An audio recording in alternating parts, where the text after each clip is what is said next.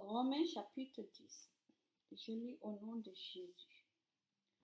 Juifs et non-juifs ont le même Seigneur.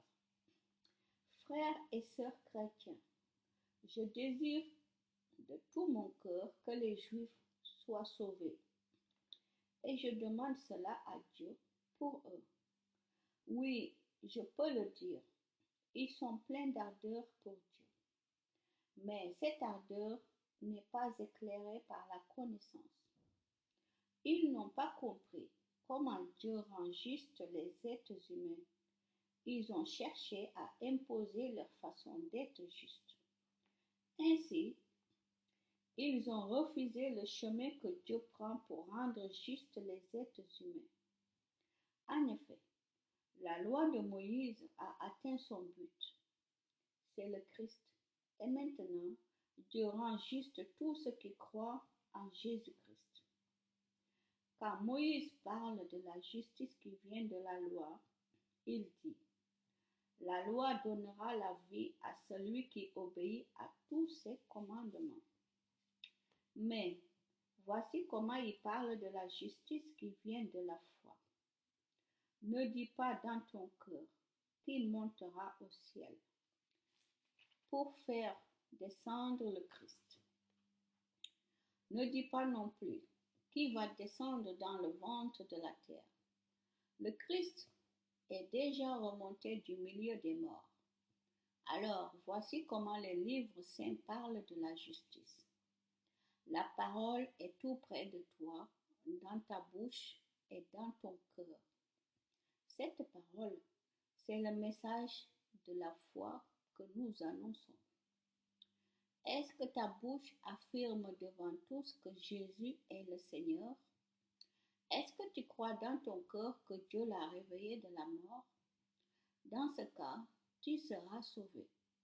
En effet, quand nous croyons de tout notre cœur, Dieu nous rend justes.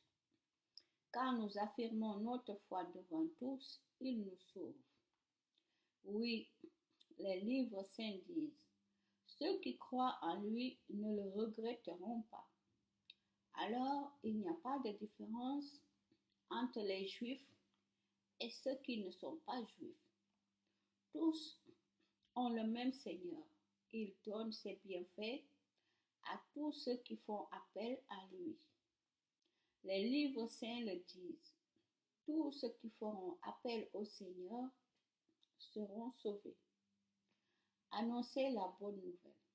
Mais comment s'adresser au Seigneur si on ne croit pas en lui? Et comment croire au Seigneur si on n'a pas entendu parler de lui? Et comment entendre parler de lui si personne ne l'annonce? Et comment l'annoncer si personne n'est envoyé pour cela? Les livres saints le disent. Quelle joie de voir arriver ceux qui apportent de bonnes nouvelles.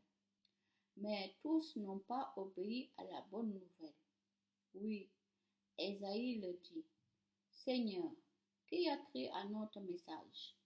On devient croyant quand on écoute le message, et ce message, c'est la parole du Christ. Alors, je demande, est-ce que les Juifs n'ont pas entendu cette parole? Mais si, en effet, les livres saints disent: on a entendu la voix des messagers sur la terre entière, et leurs paroles sont allées jusqu'au bout du monde. Alors je demande, est-ce que le peuple d'Israël n'a pas compris? Dieu a déjà dit par la bouche de Moïse: je vous rendrai jaloux de ceux qui ne forment pas un vrai peuple. Je vous mettrai en colère contre un peuple sans intelligence.